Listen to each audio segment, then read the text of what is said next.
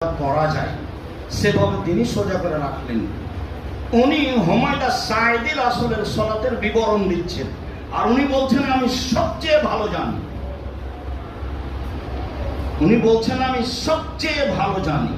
এবার ফাসাজাদা, যখন তিনি সিজদা করলেন, ওই আগের হাদিসের কথাটা আবার আসলো, যখন তিনি সিজদা করলেন তখন গায়রা মুফতারিসিন ওয়ালা কাবেজেহিমা, কোনোই দুটি বিছিয়েও দিলেন না, কোনোই দুটি বুকের সাথে গুটিয়েও নিলেন না। হাদিস বুখারী মুসলিম। উনি বাস্তব দেখাচ্ছেন আমি সবচেয়ে ভালো জানি। সাহেব বলছেন আমি রাসূলের সালাত সবচেয়ে ভালো জানি। তাতে তিনি আল্লাহু আকবার বললেন, হাত দুটি কাঁধ সামনাসামনি, কানের লতি সামনাসামনি উঠালেন, তাতে তিনি হাঁটুকে চেপে ধরলেন, তাতে তিনি পিঠকে একবারে সোজা করলেন, তাতে তিনি হাত দুইটি সিজদার সময় না গুটিয়ে নিলেন না বিছিয়ে দিলেন, না গুটিয়ে নিলেন বুকের সাথে না বিছিয়ে দিলেন, তিনি কোনোটাই করলেন না। তারপরে বলছেন পাস্তাকবাল বে আতরাফে আসাবে রিজলাইহি, আর সব আঙ্গুলের, দুই পায়ের আঙ্গুলের মাথাগুলিকে কেবলার দিকে করলেন। সিজদার অবস্থান নকল করছে।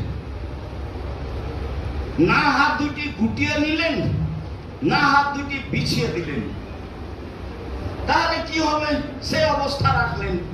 এরপরে দুই পায়ের আঙ্গুল যতদূর সম্ভব কেবলামুখী করলেন। দুই পায়ের আঙ্গুল তো বেশি তো হবে না, হয়তো বৃদ্ধাঙ্গুল, তারপরেরটা কিছু হতে পারে। তার দুই পায়ের আঙ্গুলগুলি কেবলামুখী করলেন। সুম্মা জালাসা ফির রাকাতাইনে, তারপর তিনি দুই রাকাতে বসলেন।